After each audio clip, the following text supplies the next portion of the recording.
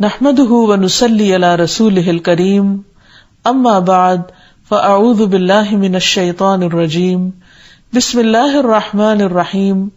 رب اشرح لي صدري ويسر لي امري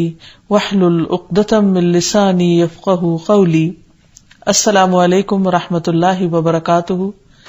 ناظرین، پروگرام دعا کیجیے کے ساتھ آپ کی خدمت میں حاضر ہیں. آج ہم انشاءاللہ استخارے اور خیر پانے کی دعاؤں کے بارے میں گفتگو کریں گے. ساری خیر کا مالک اللہ ہے. جو بھی نعمتیں ہمارے پاس ہیں وہ سب اللہ سبحانہ و تعالی ہی کی طرف سے ہیں. اسی کے لیے ہے حمد و ثنا، اسی کی ہے تعریف اور اسی کے لیے ہے شکر. اور ہم مزید اپنی زندگی میں جو بھی خیر چاہتے ہیں اس کے لیے بھی ہمیں اسی کی طرف رجوع کرنا ہے. اور رجوع کرنے سے پہلے اللہ تعالی کی حمد و ثنا اور درود شریف پڑھنا نہیں بھولیے. استخارہ کیا ہے؟ استخارہ عربی زبان کا لفظ ہے جس کا معنی ہوتا ہے خیر طلب کرنا، بھلائی حاصل کرنا. تو استخارے میں دراصل ہم انسان اللہ سبحانہ و تعالی سے خیر و بھلائی کا سوال کرتے ہیں. اس کی تفصیلات آگے آئیں گی، لیکن جہاں تک خیر حاصل کرنے کا تعلق ہے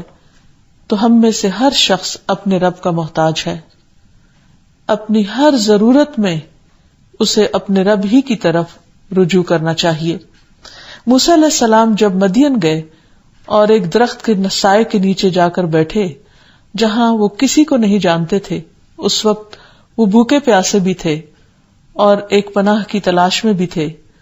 وہ دشمن کے خوف سے بھاگے تھے، لہذا انہیں امن بھی چاہیے تھا. تو ایسے میں انہوں نے اپنے رب کو پکارا اور دعا کی، رب انی لما انزلت الی من خیر فقیر. اے میرے رب، جو بھی خیر تو نازل کر دے، جو بھی بھلائی تو اس وقت مجھے عطا کر دے، میں اس کا محتاج ہوں، مجھے اس کی ضرورت ہے. اور پھر اللہ سبحانہ و تعالیٰ نے ان کی تمام ضروریات پوری کر دی. پھر اسی طرح اللہ تعالیٰ تمام انسانوں کو مخاطب کر کے فرماتے ہیں قرآن مجید میں، گو تم سب اللہ کے محتاج ہو اور اللہ بے نیاز تعریف والا ہے. لہٰذا ہم سب انسان اللہ سبحانہ وتعالیٰ کی طرف سے ملنے والی خیر کے محتاج ہیں. اور پھر اللہ سبحانہ وتعالیٰ کا مومن کے بارے میں جو بھی فیصلہ ہوتا ہے وہ اس پر راضی ہوتا ہے اور وہ اس کے حق میں خیر ہی خیر ہوتا ہے. انس رضی اللہ عنہ سے مروی ہے کہ میں نے نبی صلی اللہ علیہ وسلم کو یہ فرماتے ہوئے سنا کہ مجھے تو مومن پر تعجب ہوتا ہے کہ اللہ اس کے لیے جو فیصلہ بھی فرماتا ہے وہ اس کے حق میں بہتر ہی ہوتا ہے. ایک اور حدیث میں آتا ہے، نبی صلی اللہ علیہ وسلم نے فرمایا، مجھے تو مومن کے معاملے پر تعجب ہوتا ہے کہ اس کے معاملے میں سراسر خیر ہی خیر ہے. یعنی مومن کی ہر حالت خیر والی ہے، اور یہ سعادت مومن کے علاوہ کسی کو حاصل نہیں کہ اگر اسے کوئی بھلائی حاصل ہوتی ہے تو وہ شکر کرتا ہے جو کہ اس کے لیے خیر ہے، اور اگر اسے کوئی تکلیف پہنچتی ہے تو وہ صبر کرتا ہے اور یہ بھی اس کے لیے خیر ہے. یعنی اچھا حال ہو یا تکلیف دہ حال ہو، دونوں حالتوں میں مومن کا رویہ مثبت ہوتا ہے. نعمت ملنے پر وہ اکڑتا نہیں اور تکلیف آنے پر وہ بلبلاتا نہیں، بلکہ اللہ سبحانہ و تعالیٰ کی رضا پر راضی رہتا ہے اور صبر سے اپنے وقت کو گزارتا ہے. بہرحال آج چونکہ ہمارا موضوع استخارہ ہے تو ہمیں سب سے پہلے اس کی حقیقت سمجھنی چاہیے کہ استخارہ کیا ہوتا ہے، کب کیا جاتا ہے، کیوں کیا جاتا ہے اور اس میں مومن کے لیے کیا فائدے ہیں. استخارہ عربی زبان کا لفظ ہے جس کا مطلب ہوتا ہے خیر چاہنا، بھلائی مانگنا. اس میں انسان اللہ سبحانہ وتعالی سے دعا کرتا ہے، وہ مسنون دعا جو نبی صلی اللہ علیہ وسلم نے سکھائی، اور اس کے ذریعے اللہ تعالیٰ سے خیر و بھلائی چاہتا ہے. اور اس میں کہتا کیا ہے کہ اے اللہ، اگر فلاں کام میری دنیا اور آخرت کے لیے بہتر ہے تو اسے میرے مقدر کر دے، کیونکہ کامل قدرت صرف تجھی کو حاصل ہے، اور اگر یہ کام میری دنیا اور آخرت کے اعتبار سے اچھا نہیں تو تو اس کو مجھ سے پھیر دے اور مجھے اس سے پھیر دے. سوال یہ پیدا ہوتا ہے کہ انسان کو اس دعا کی کیا ضرورت ہے یا استخارہ کرنے کی کیا ضرورت ہے. تو سب سے پہلی بات تو یہ کہ انسان کمزور پیدا کیا گیا ہے. قرآن مجید میں آتا ہے خلق الانسان ضعیفا، کہ انسان کمزور پیدا کیا گیا ہے. اور پھر یہ کہ انسان محتاج ہے، وہ اپنی زندگی کے ہر فیصلے میں اللہ سبحانہ وتعالی سے رہنمائی کا محتاج ہے. انسان صرف کھانے پینے کا محتاج نہیں، اپنے فیصلوں میں بہترین رہنمائی کا بھی محتاج ہے. پھر یہ ہے کہ انسان چاہتا یہ ہے کہ اپنی آخرت کو مد نظر رکھ کر دنیا کے کاموں میں فیصلے کرے، تاکہ وہ چیز جو صرف اس کی دنیا نہیں اس کی آخرت کو بھی بہتر بنائے، اس چیز کو اختیار کرے تاکہ وہ اس کے لیے ہمیشہ ہمیشہ کی خوش قسمتی کا ذریعہ بنے. اور انسان اپنے مستقبل کے بارے میں نہیں جانتا، کسی بھی کام کے انجام کے بارے میں نہیں جانتا کہ وہ کیا ہوگا، اس لیے وہ اللہ تعالیٰ سے استخارہ کی دعا کرتا ہے. پھر اسی طرح انسان یہ بھی سمجھتا ہے کہ فیصلے تو حق کے ساتھ اللہ تعالیٰ ہی کرتا ہے، لہذا وہ اپنی کوشش کرنے کے بعد جب اللہ تعالیٰ سے دعا کرتا ہے کہ اب میرے حق میں تو بہتر فیصلہ فرما اور مجھے صحیح رہنمائی فرما، تو یہ بندے کے لیے انتہائی اطمینان کا باعث ہوتی ہے. انسان چونکہ جلد باز ہے، بعض اوقات انسان کے اوپر اس کے نفس کی خواہشات غالب آ جاتی ہیں. بعض اوقات انسان کسی چیز کو جلد حاصل کرنے کی کوشش کرتا ہے، خواہ وہ طریقہ غلطی کیوں نہ ہو، اور اس طرح وہ اپنے انجام کے اعتبار سے خطرناک غلطی کر بیٹھتا ہے. تو جب انسان صبر سے کام لیتا ہے، سوچ سمجھ کر فیصلہ کرتا ہے، اور فیصلہ کرنے سے پہلے یعنی کسی بھی اہم کام میں فیصلہ کرنے سے پہلے اللہ تعالیٰ سے دعا کر لیتا ہے، تو اس کے اس تمام عمل میں خیر پیدا ہو جاتی ہے. اور سب سے بڑی بات یہ کہ نبی صلی اللہ علیہ وسلم نے صحابہ کو خود استخارے کی تعلیم دی ہے اور اس کا طریقہ سکھایا ہے. آپ صلی اللہ علیہ وسلم استخارہ میں پڑھی جانے والی دعا کی باقاعدہ تعلیم دیتے تھے، جیسے قرآن مجید کی کوئی سورت سکھائی جاتی ہے.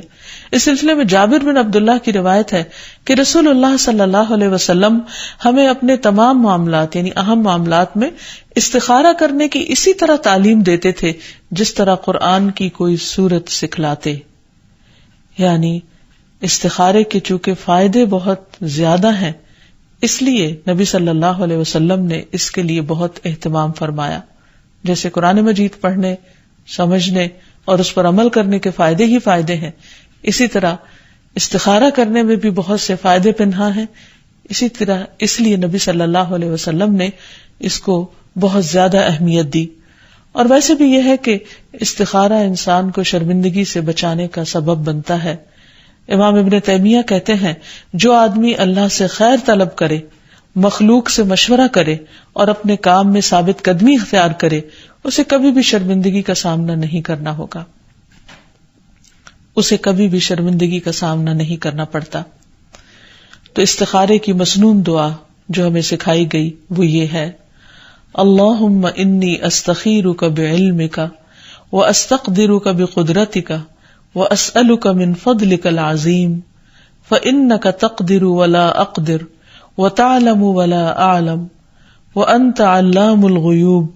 اللہم ان کنت تعلم ان هذا الامر خیر لی فی دینی ومعاشی وعاقبت امری او قال فی عاجل امری وآجلہ فاقدرہ لی وان کنت تعلم ان هذا الامر شر لی فی دینی ومعاشی وعاقبت امری او قال فی عاجل امری وآجلہ فاصرف عنی واصرفنی عنہ واقدر لی الخیر حیث کان ثم ردنی بہ. اے اللہ، میں تجھ سے تیرے علم کی بدولت خیر طلب کرتا ہوں اور تیری قدرت کی بدولت تجھ سے طاقت مانگتا ہوں اور تیرے فضل عظیم کا طلبگار ہوں کہ قدرت تو ہی رکھتا ہے اور مجھے کوئی قدرت نہیں، علم تجھ ہی کو ہے اور میں کچھ نہیں جانتا،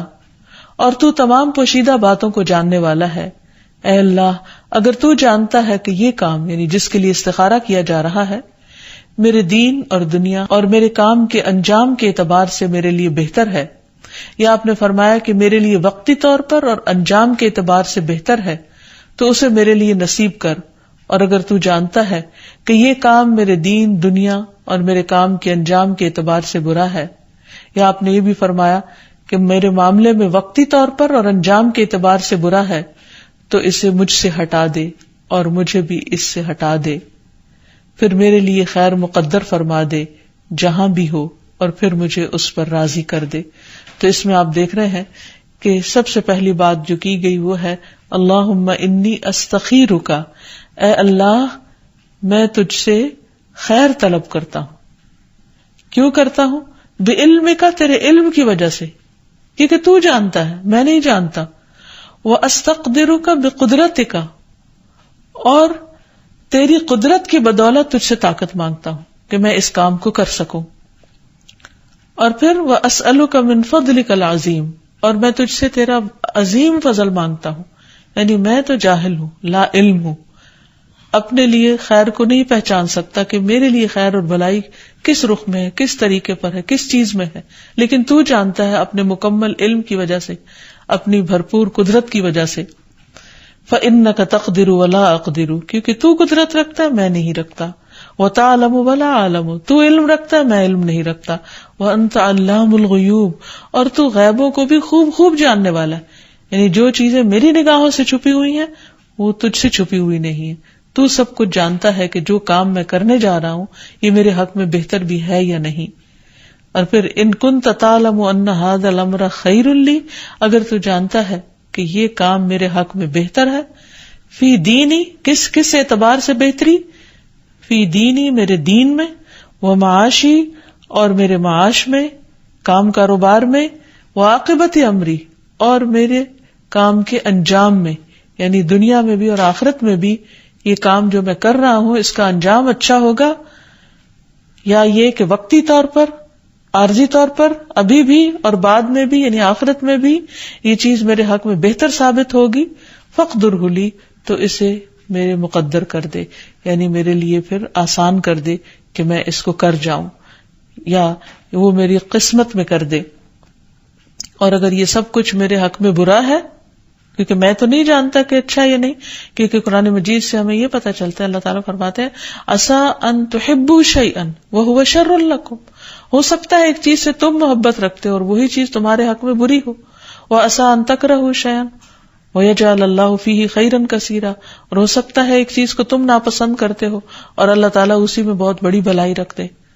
انسان کی نگاہ کوتاہ ہے، انسان کی عقل محدود ہے، انسان کا علم محدود ہے،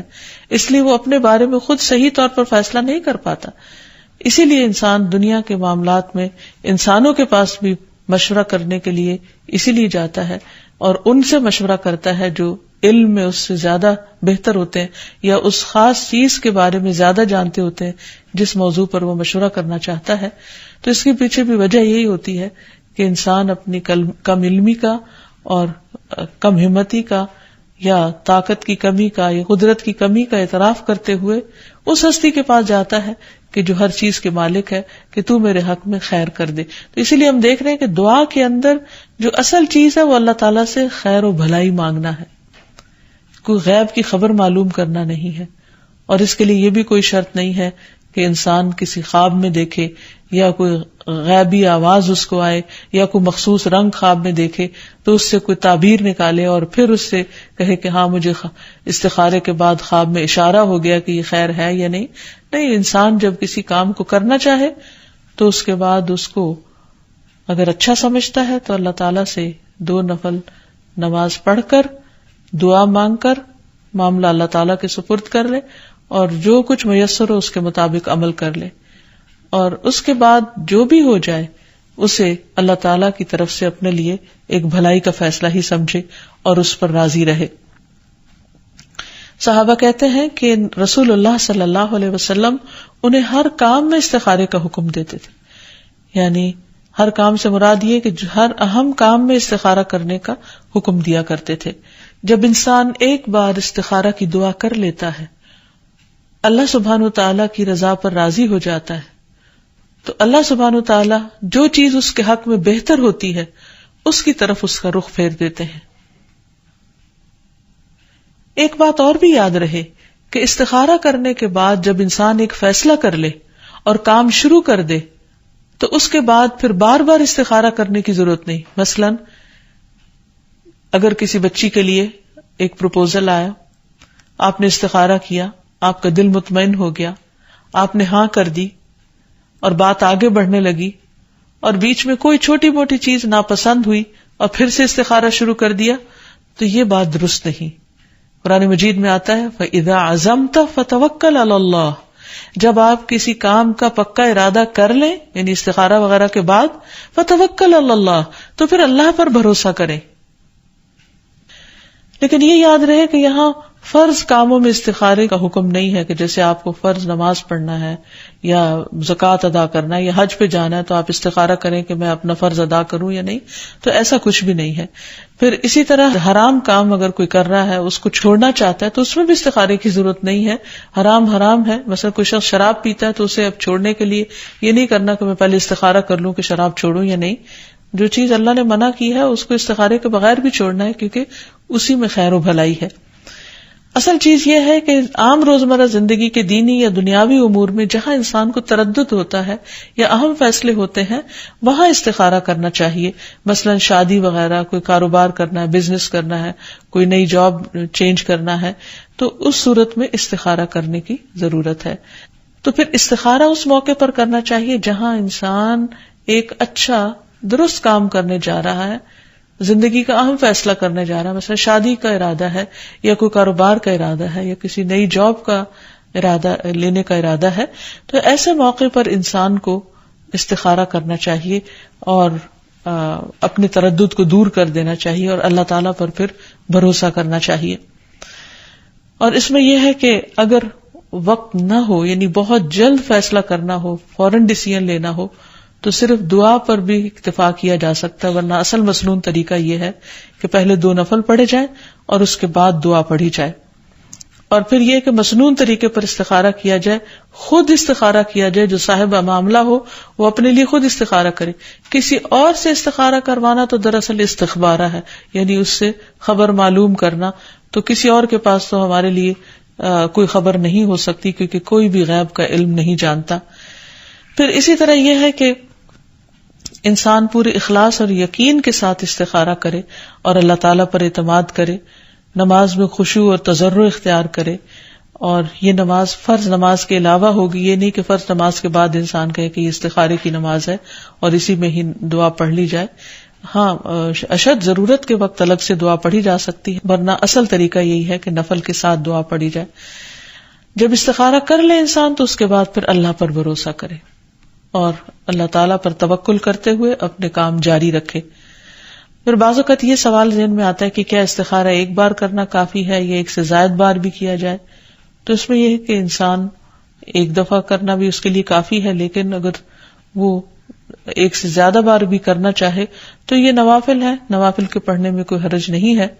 استخارے کے سلسلے میں یہ بھی یاد رہے کہ اگر ایک کام میں بہت سے لوگ شریک ہیں تو وہ سب کے سب استخارہ کریں گے، اور استخارہ کروانے کے لیے کسی کاہن یا نجومی کے پاس جانے کی ضرورت نہیں ہے یا کسی خاص دینی بزرگ کے پاس جانے کی ضرورت نہیں ہے۔ ہر انسان کا اللہ سبحانہ وتعالیٰ کے ساتھ براہ راست تعلق ہونا چاہیے، کیونکہ ہم سب اللہ کی مخلوق ہیں، اور نبی صلی اللہ علیہ وسلم نے کبھی بھی لوگوں کو یہ نہیں کہا کہ آپ میرے پاس آؤ میں تمہارا استخارہ کر کے دیتا ہوں، بلکہ ہر ایک کو دعا سکھائی اور ہر ایک اپنے لیے خود استخارہ کرے۔ اور پھر یہ ہے کہ بعض اوقات یہ بھی ہوتا ہے کہ استخارہ کرنے کے باوجود جو ہم کام کرتے ہیں اس میں وہ فائدہ نہیں ہوتا، تو پھر وہ حدیث یاد رکھے کہ مومن کے ہر فیصلے میں خیر ہے، اگر اسے کوئی تکلیف بھی پہنچ جاتی ہے اور اس پر وہ صبر کرتا ہے تو اس کے لیے اجر ہے۔ ایک چیز بظاہر شر نظر آتی ہے لیکن حقیقت میں وہ باطن میں ہمارے لیے خیر ہوتی ہے، تو چیزوں کو ان کے اصل انجام کے لحاظ سے دیکھنا چاہیے، وقتی طور پر کیا ہوا کیا نہیں، فائدہ ہوا یا نقصان ہوا، اس اعتبار سے نہیں۔ ہو سکتا ہے ایک چیز دنیا میں ہمیں بہت فائدے کی نہ نظر آ رہی ہو لیکن آخرت کے اعتبار سے وہ ہمارے لیے بہت فائدے کی ہو۔ تو مومن تو ہمیشہ اس بات پر یقین رکھتا ہے کہ اس کے رب کا ہر فیصلہ اس کے لیے خیر والا فیصلہ ہے، کیونکہ اللہ تعالیٰ اپنے بندوں پر نہ ظلم کرتا ہے اور نہ ان کے ساتھ شر کا ارادہ کرتا ہے۔ اسی طرح زندگی کے اور معاملات میں جو خیر کی دعائیں انسان مانگ سکتا ہے، تو چند ایک مسنون دعائیں یہ ہیں۔ ایک تو یہ کہ انسان یہ یقین رکھ کے دعا کرے کہ ساری خیر اللہ کے ہاتھ میں ہے، جیسے ایک حدیث میں آتا ہے والخیر کلہ فی یدیک والشر لیس الیک، اور ساری بھلائیاں تیرے ہاتھ میں ہیں اور شر کی نسبت تیری طرف نہیں ہے. تو سب سے پہلے تو موسیٰ علیہ السلام کی دعا انسان کثرت سے کرتا رہے. پھر اسی طرح ایک اور دعا ہے، اللہم انی اسألک من الخیر کلہ عاجلہ وآجلہ ما علمت منہ وما لم اعلم، اللہم انی اسألک من خیر ما سألک عبدک ونبیک محمد صلی اللہ علیہ وسلم وأعوذ بک من شر ما عاذ منہ عبدک ونبیک، اللہم انی اسألک الجنۃ وما قرب الیہا من قول او عمل واسألک ان تجعل کل قضاء قضیتہ لی خیرا. اے اللہ، میں تجھ سے ہر خیر کا سوال کرتا ہوں، خواہ وہ فوری ہو یا تاخیر سے، میں اسے جانتا ہوں یا نہیں جانتا. اے اللہ، میں تجھ سے ہر اس خیر کا سوال کرتا ہوں جس کا سوال تجھ سے تیرے بندے اور تیرے نبی محمد صلی اللہ علیہ وسلم نے کیا ہے، اور ہر اس چیز کے شر سے تیری پناہ میں آتا ہوں جس سے تیرے بندے اور تیرے نبی نے پناہ مانگی ہو. اے اللہ، میں تجھ سے جنت اور اس کے قریب کر دینے والے ہر قول اور عمل کا سوال کرتا ہوں، اور جہنم اور اس کے قریب کر دینے والے ہر قول اور عمل سے تیری پناہ مانگتا ہوں، اور میں تجھ سے سوال کرتا ہوں کہ تو میرے لیے جو بھی فیصلہ کرے وہ خیر کا فیصلہ فرما. پھر اسی طرح کھانے کے بعد مزید خیر کا سوال کرنا. رسول اللہ صلی اللہ علیہ وسلم نے فرمایا، جب تم میں سے کوئی کھانا کھائے تو یہ دعا پڑھے، اللہم بارک لنا فیہ واطعمنا خیرا منہ، اے اللہ ہمارے لیے اس میں برکت عطا فرما اور ہمیں اس سے بہتر کھانا کھلا. پھر اسی طرح یہ ہے کہ انسان دوسروں کو بھی خیر کی دعا دے. آپ کے ساتھ کوئی بھی احسان اور بھلائی کرے تو اسے کہیے جزاک اللہ خیرا، کہ اللہ آپ کو بہترین بدلہ عطا کرے. وآخر دعوانا ان الحمد للہ رب العالمین. السلام علیکم ورحمۃ اللہ وبرکاتہ.